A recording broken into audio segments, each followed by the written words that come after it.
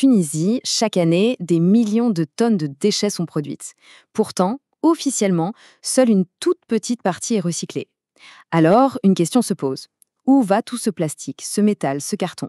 Eh bien, la réponse ne se trouve pas dans les grandes usines, mais dans la rue, portée par ce qu'on pourrait appeler une armée de l'ombre. Allons découvrir ensemble qui sont ces recycleurs invisibles qui font tourner toute une économie parallèle. Pour commencer, il faut regarder les chiffres officiels. Et c'est là que les choses deviennent assez déroutantes. Ces chiffres sont la première pièce d'un puzzle qui révèle une énorme faille dans le système. 4%. Oui, c'est bien ça. C'est le taux de recyclage officiel en Tunisie. Un chiffre tellement bas que ça en devient presque irréel. Et ça nous force à poser une question toute simple mais absolument fondamentale. C'est ça le grand mystère. Où peut bien passer ce million de tonnes de matériaux qui ont de la valeur? Pour le découvrir, il faut sortir des sentiers battus, loin des statistiques officielles. Il faut aller voir sur le terrain. La réponse, en fait, on la trouve chez une véritable force de travail invisible. Des gens qui, dans l'ombre et en silence, ont pris le relais là où le système officiel a échoué.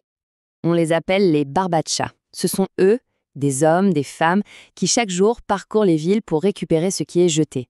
Ils sont, sans qu'on le sache vraiment, le véritable moteur d'une économie circulaire qui ne dit pas son nom.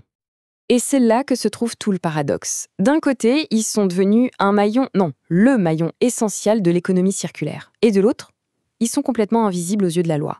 Aucune reconnaissance, aucune protection, ils sont dans un angle mort total de la société. Pour mettre un visage sur cette réalité, une étude très récente a fait un zoom sur un groupe particulièrement touchant au sein de cette population, les femmes Barbacia. Leurs histoires rendent les statistiques beaucoup plus concrètes. 77%. Ce chiffre est juste énorme. Il faut bien comprendre ce qu'il signifie. Pour près de 8 femmes sur 10, ce n'est pas un travail d'appoint. C'est la seule et unique source de revenus pour faire vivre toute leur famille. C'est une question de survie, pure et simple. Et quand on regarde les détails, la réalité est brutale. Plus de la moitié de ces femmes ne sait ni lire ni écrire. Près de 40% d'entre elles travaillent plus de 7 heures par jour pour un salaire de misère. Et peut-être le plus inquiétant, presque un quart n'a absolument aucune couverture santé. Dans un métier aussi dur, aussi risqué, c'est juste impensable. Alors, on est en droit de se demander comment est-ce que ça fonctionne tout ça? Comment un système aussi informel peut-il être si efficace? Eh bien, c'est une sacrée leçon d'ingéniosité et de résilience. Ce graphique y parle de lui-même. On voit tout de suite où est l'argent.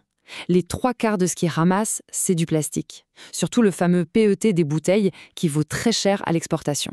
Leur travail n'est pas fait au hasard, non. Ils savent exactement ce qu'il faut chercher. Leurs outils de travail, eux, en disent long sur leur précarité. Oubliez les camions ou les machines. On parle ici de brouettes, de charrettes tirées à la force des bras et parfois même de vieilles poussettes d'enfants rafistolés. Chaque kilo collecté, c'est le résultat d'un effort physique monumental. La chaîne de valeur est d'une simplicité impitoyable. Le barbacha collecte et vend pour une bouchée de pain à un intermédiaire. Cet intermédiaire revend à un transformateur qui lui-même revend à une grande usine. À chaque étape, la valeur du déchet augmente. Mais la clé, c'est que celui qui est tout en bas de l'échelle, celui qui prend tous les risques, c'est celui qui gagne le moins. Et c'est là qu'on touche au cœur du problème. Le contraste est juste saisissant. D'un côté, on a un impact économique et environnemental colossal, et de l'autre, une réalité humaine d'une précarité extrême. Regardez bien ce graphique, il résume tout. Les barbachas à eux seuls collectent les 2/3 de tout le plastique PET recyclé en Tunisie.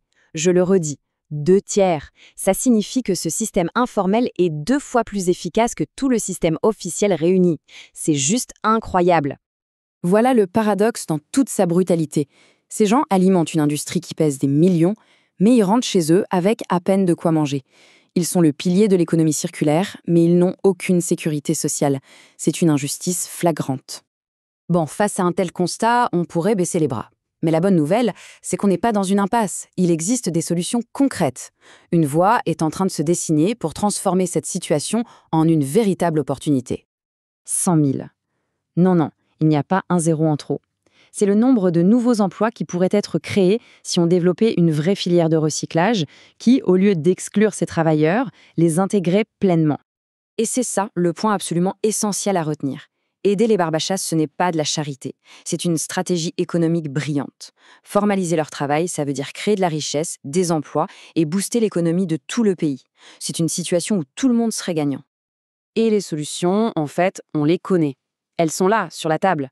D'abord, leur donner un statut légal, pour qu'ils existent enfin aux yeux de la loi. Ensuite, une protection sociale, c'est la base. Puis, les aider à s'organiser en coopérative pour avoir plus de poids dans la négociation des prix. Leur donner accès à des microcrédits pour du meilleur matériel. Et enfin, les former aux questions de sécurité. C'est un plan d'action clair, net et précis. La Tunisie se trouve donc à un carrefour. Elle peut soit continuer à ignorer cette force de travail, soit faire le choix de la reconnaître et de la valoriser.